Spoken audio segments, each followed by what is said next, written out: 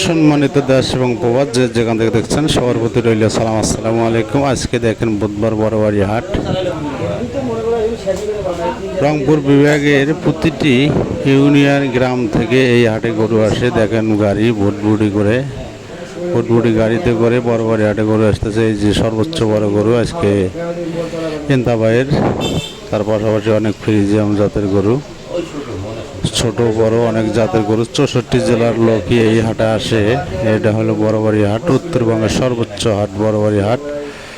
আজকে এই হাটের দৃশ্যটা দেখেন, অনেক রোদের ভেতরে হাট হচ্ছে।